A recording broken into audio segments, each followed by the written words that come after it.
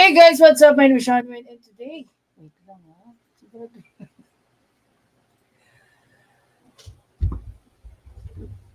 Layo ng mic natin. Sorry naman, kamusta kayong lahat guys? So today, for sure, so, marami sa inyo nagpunta sa mga presinto para bumoto. Okay? So kamusta naman po ang botohan for today's video?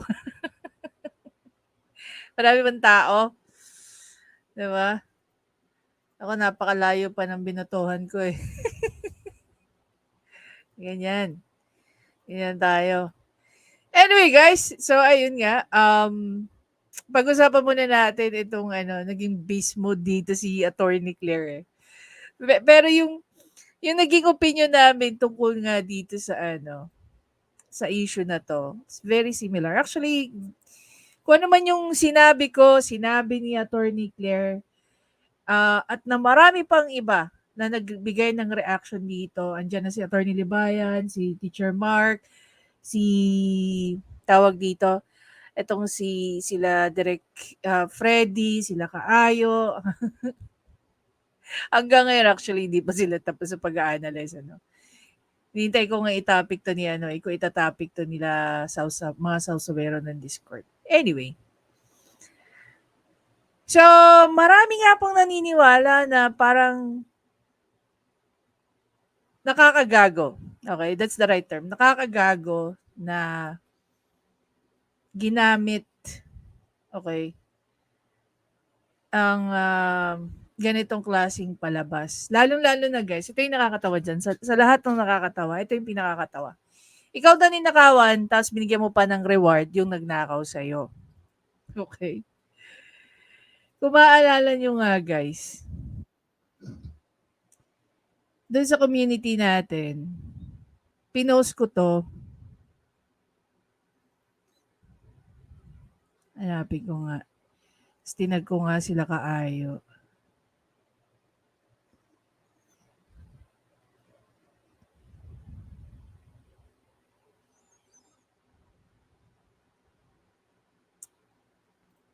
Ito.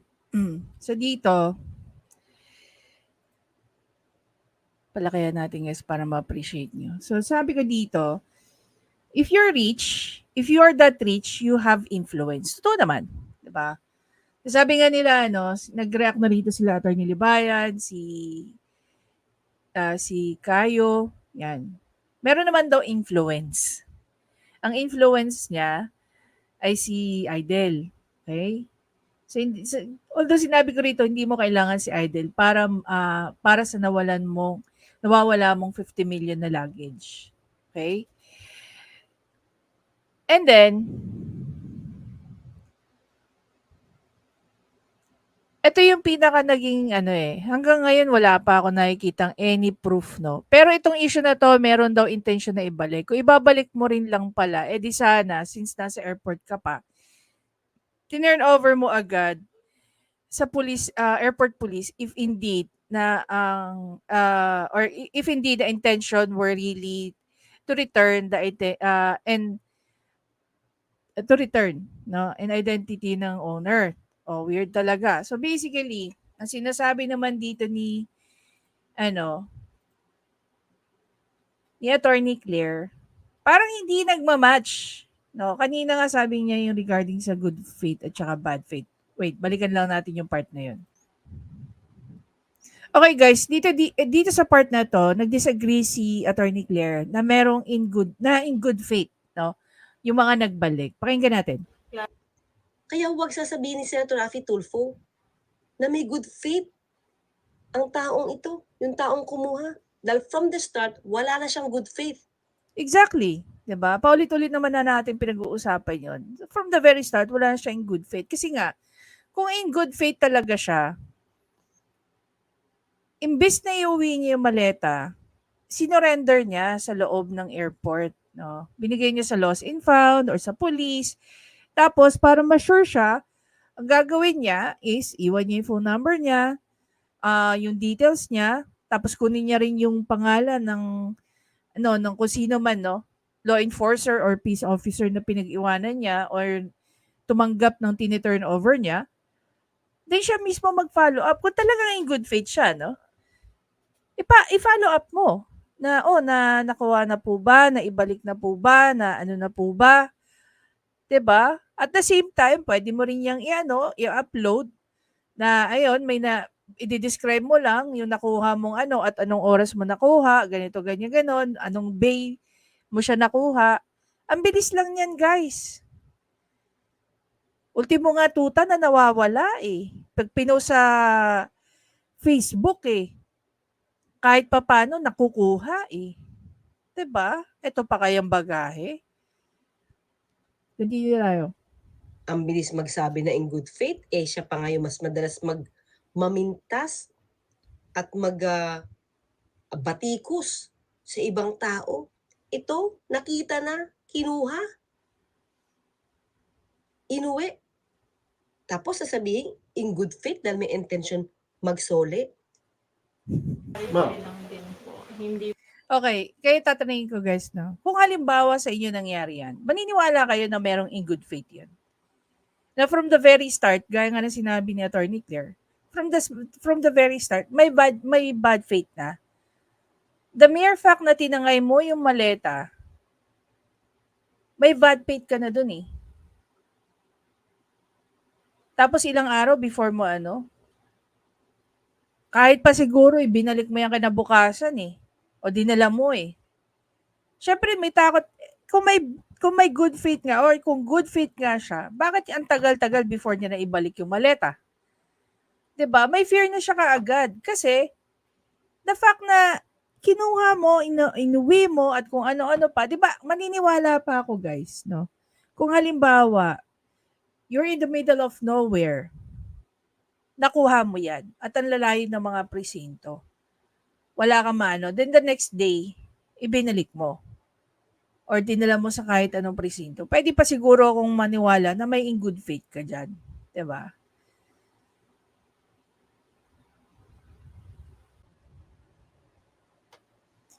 Guys, come to think of it, dito sa part na to, come to think of it, ilan ang abogado na naandyan nung time na yan? 2. Attorney Villamor and then another lawyer. Pero bakit hindi nila naisip na parang there's something wrong with dito sa nangyayaring to eh. 'Di ba? Pakinggan natin si Attorney Claire. 1 million pesos cash reward na prinamis po natin on air doon sa magsole. No questions asked. Kahit na yung husband niya yung nagsole, bibigay tayo. But the wife, turn over. Although sabi ng anak, ayaw daw niya kasi nag-agrabyado daw sila. Sabi ko, hindi. I promise is a promise. Pero di ba yung usapan, ibibigay yung 1 million reward dun sa tao makakapagturo hanggang sa masampahan ng kaso yung lalaki nagnakaw ng maleta? Bakit parang naiba na? Ibibigay na dun sa pamilya, dun sa asawa at anak, nung lalaki nagnakaw ng maleta. Hindi ba sinabi ni Senator Raffy Tulfo na may tao na nagbigay na ng information tungkol dun sa lalaki? Bakit hindi doon ibigay yung reward? Anong palabas ito? At sa katandaan natin, ang nais lamang sanang ibigay ni Maricor Flores ay 500,000. Si Sir Raffy Tulfo ang nagsabi na dapat 1 million pesos ang gawing reward. Tapos ibibigay lang doon sa pamilya nung lalaki nagnakaw? Aba, 'Di ba? Napaka-weird. Ito ba yung tinatawag ni Raffy Tulfong brand of justice?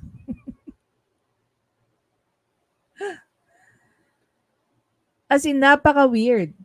Sabi nga ng ibang netizen, ang basa nila rito sa senaryo na to,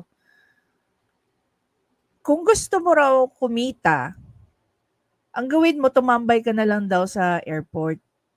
Tapos, hintayin mo na may makaiwan ng maleta. Tapos doon sa maleta na yon, hintayin mong matulfo.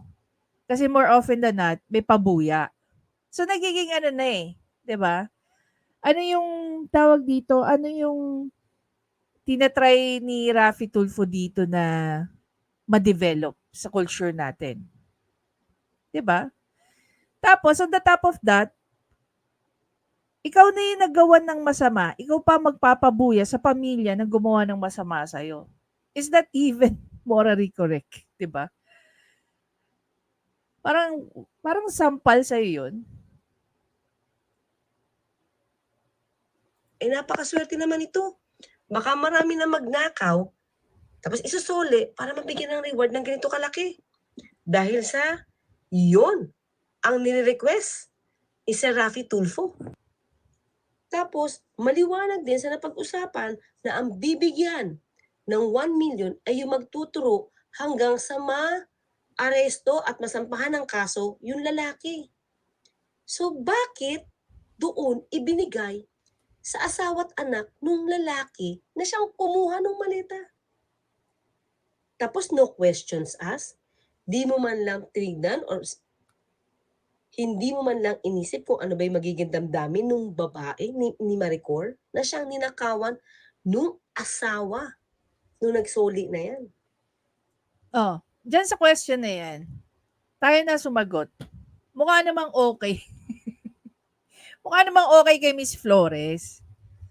'Di ba? Kasi para sa kanya importante daw ay naibalik sa kanya.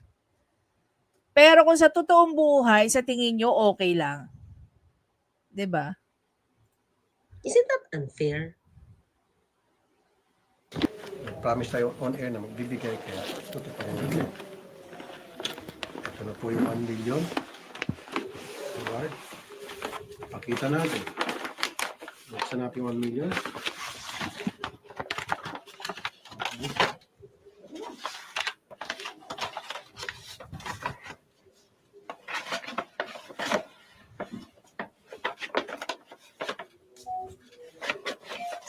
Alam mo kung ano pa weird dito?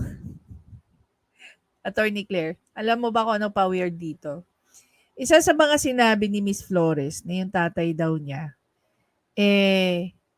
nakakonfine sa Asian Hospital at tumataas na raw yung bill. Yung 1 million pesos na yan, malaking bagay yan na makakatulong sa pangailangan ng financial ni Miss Flores. 'Di ba? Siguro okay na ako sa 200,000, 300,000. Dahil yung 700,000, pwede mo nang itulong, no, sa bills ng tatay mo. 'Di ba? Tama ba? Kumbaga dito sa story na to, yun lang sobrang gaya nga ng sinabi nila Kaayo tsaka ng mga kasama natin sa live nila Kaayo. Parang di mo naman yata gagamitin yung tatay mo na nakaratay sa ospital. Yun lang yung yun lang ang sabihin na lang natin na naging inconsistent kung ito man ay isang stage.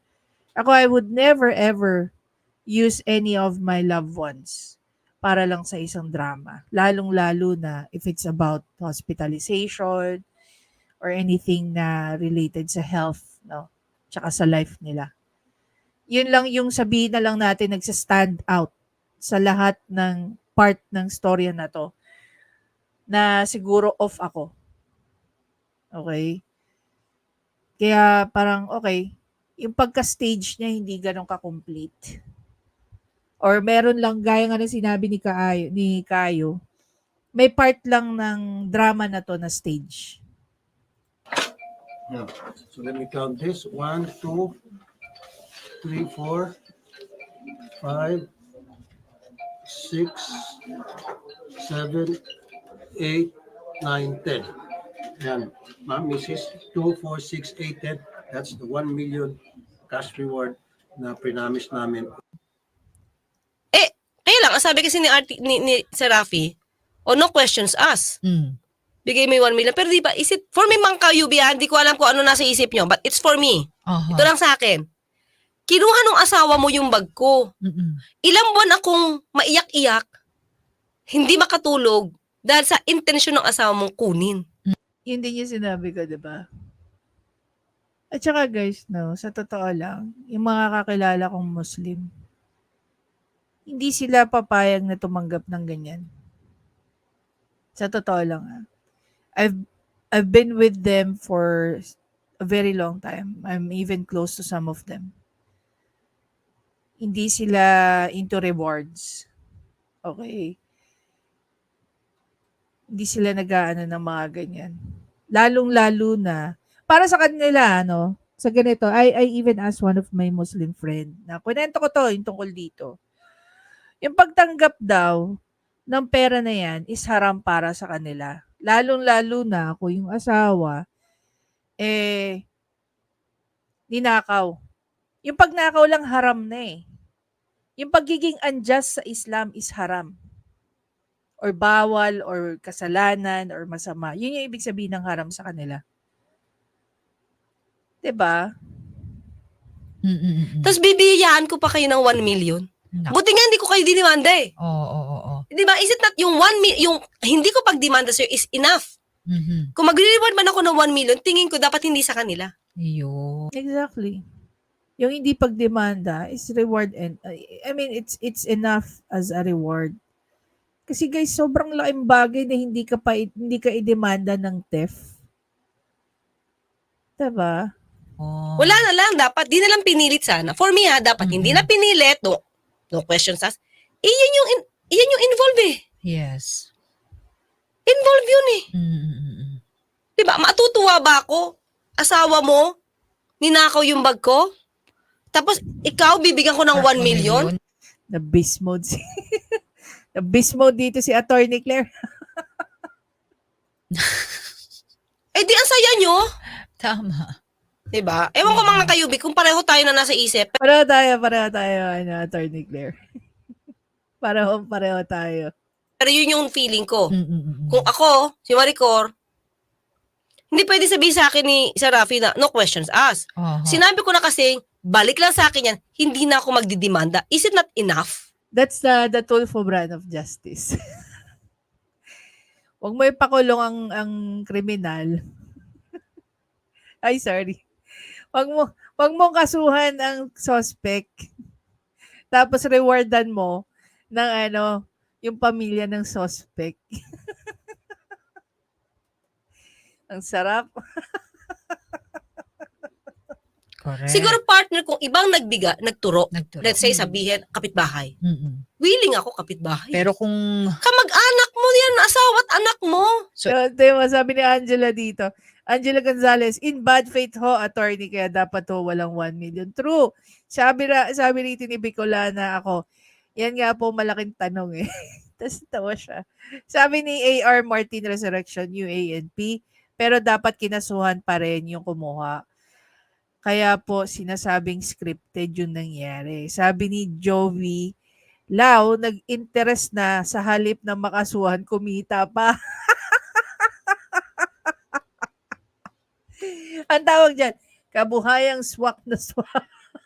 so, ibig sabihin, Attorney Claire, may Na-rewardan pa yung nagnakaw. oo. Diba? Interest. Yun. Sa akin, Ay, nako. Tapos, itong masaklap dyan, guys, no? Itong masaklap dyan. Magiging standard pa yan. No? Magiging standard pa yan. So, ngayon, pag naging magnanakaw ka at ibalik mo, rewarded ka pa. Kung walang reward, walang balikan. Ganyan yan. So, parang kinidnap yung maleta na binigyan ng ransom. Oo. di ko alam kung matutuwa ako na nakatulong ba dahil nakuha yung maleta.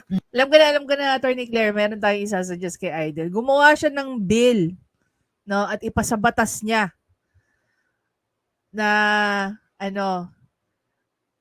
nagawa ng na pwedeng makasuhan ng kikidnap ng bagahe.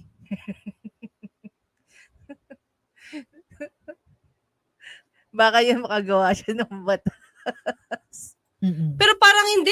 Ako sa sama loob, hindi ko alam. Iba naman kami ni Maricor. Baka naman siya. Okay lang. Mayaman naman siya eh. Yun naman ang dapat dadamdamin natin magkaroon. Instant yun, Attorney Yes, that's a normal, di ba? In a normal sense. Claire. Matik yun, magkaroon ka ng sama ng loob. Kasi doon mismo sa taong nagnakaw. Correct. Doon ko pa ibibigay yung 1 million. 1 million yun eh. Ewan ko. Hindi nila tayo maintindihan, Attorney Claire, kasi Yung value ng 1 million, barya lang siguro yan sa kanila. Sa atin, million yun. Million is million. Tingin ko dapat yun medyo binalanse yun. Mm. Hindi porkit tagsole, partner, asawa't anak. Siguro kung pinsan pa. Okay lang ako. Tinuro ng pinsan. Pinagkanulo. Oo. Diba? Pero asawa't anak, alam na magkakaroon ng reward ng 1 million. Oo. Ito sabi ni Freddy Arango, Mm. Attorney Claire, kung ako may 50 million, hindi ko basta-basta iwanan yung bag at ipagkakatiwala sa driver. Kaya halatang scripted. Oh! Sabi ko nga si Attorney Claire ako nga, matik yun. lang. Gusto, idikit ko na lang sa katawang ko Well, ako naman, di ba? ayoko naman sumama ang loob sa akin ni Miss Maricar. Ako gusto ko, I'm giving her the benefit of the doubt. Kaya lang, Sir Freddy, ganito ha. Mariko. Ano ang dahilan para magdrama? Totoo lang. Ni Mariko. Para iwan yon, Ni magdrama, palituin na nawala kasi iniwan niya. Sino ang bibida sa drama? Sabi nga rito ni Shem Japet Alviar, shock blank, i-report nila yan sa police na yan. Sa totoo lang, no? Balik tayo rito. Sa totoo lang, ako hanggang ngayon, hinihintay ko na may ilabas na, wala man lang na ilabas na copy ng police report sa airport, 'di ba? Tapos, kasi kung tutuusin din, bakit nga naman ang tagal? Kung totoo nga nangyari yan, bakit ang tagal before na with that value? At saka sino ba talaga nag-handle niyan? NBI o ang airport police? Sino bang responsible dyan? Nakita niyo kung gaano ka-fuck up yung yung sistema. Unang-una sa lahat, hinihingan ng report NBI. Kanina ba nag-report ng itong si Miss Flores sa NBI? NBI na rin ba ngayon ang nag-handle ng mga theft dyan sa airport? O ang mga airport police? Pangalawa, yung sistema na ginagawa ni Raffy Tulfo, nakakatulong ba talaga? Diba? Imagine mo, ikaw na ninakawan, ikaw yung naghirap ng ilang linggo, tapos ikaw, bibigyan mo ng reward yung pamilya na nagnakaw sa'yo. Nasabi ko na rin yan sa previous kong video, diba? Tapos si Attorney Claire, nabubuisit sa senaryo na yan. Diba? Actually, may sinabi rito si Attorney Claire na medyo na isa ka na rin, Attorney Claire, sasabihan na kalaban ka ni Raffy Tulfo.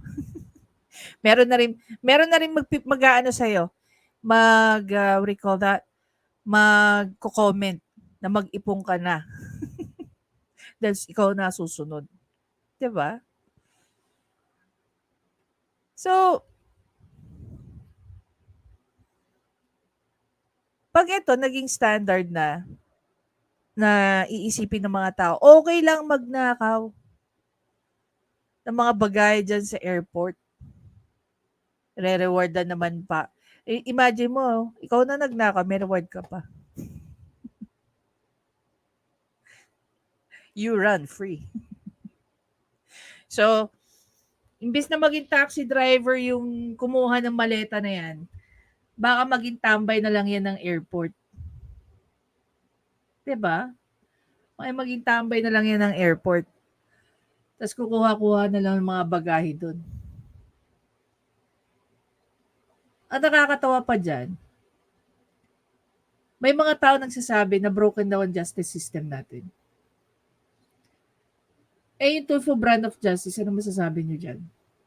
Ikaw na ninakawan, ikaw pa nag-reward. Nice. Anyway guys, again, maraming salamat sa panonood. Please don't forget to subscribe, like, and comment. Attorney Claire, inom ka ng tubig, nababadrip ka na, high blood ka na dyan sa senaryo na yan. Ayan, pag-usapan natin yung isang part ng sinabi ni Maharlika. Medyo hindi ako makatulog dun sa sinabi niyang yan eh. No? So, idadagdag rin natin yung part dito na nabanggit ni Attorney Claire. Anyway guys, again, maraming salamat.